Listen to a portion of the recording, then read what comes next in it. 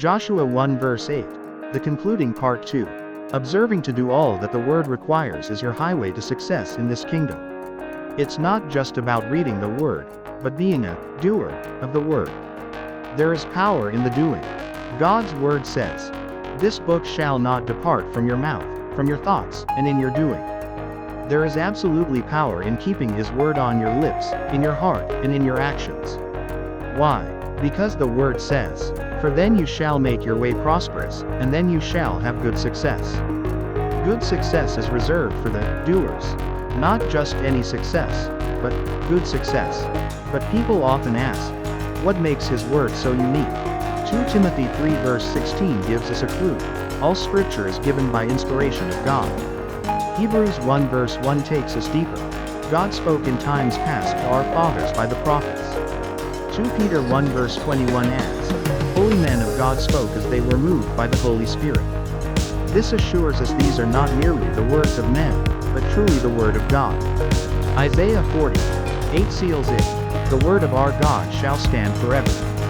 We are talking about something with an unshakable foundation. 1 Peter 1:25 reminds us, "The word of the Lord endures forever."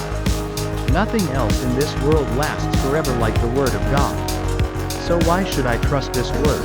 1 Kings 8:56 says, "There has not failed one word of all His good promise." Why? Because every word of God carries His full backing. Psalm 119:89 declares, "Forever, O Lord, your word is settled in heaven." Deuteronomy 32:46-47 even calls His word our life. Our lives on earth are patterned by His word. We were created by the word, and we are ruled and governed by the same word. So how do I apply the word? John 6 verse 63 says, "The words that I speak to you, they are spirit, and they are life."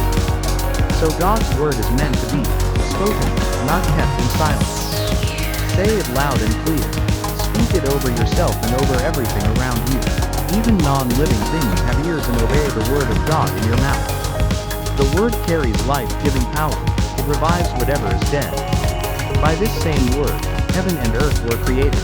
The Bible says, "He spoke, and it was done." So what exactly should you speak concerning your financial situation? Proverbs 10:22 gives the ready-made answer. "The blessing of the Lord makes rich and adds no sorrow with it."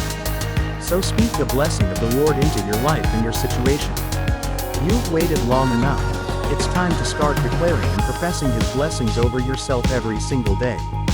Here are powerful scriptures as your spiritual tools for breakthrough. Open book Genesis 24:22.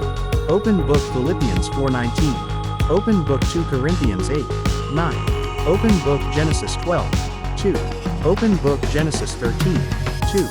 Even just one of these scriptures, believed and spoken in faith, is enough to unlock your testimony. Having 2 or more is a bonus. So go ahead and speak. The whole world awaits your testimony. May you receive grace to declare His word boldly, and may your testimony come quickly in Jesus' precious name. Amen. If this blessed you, type Amen and share to encourage others.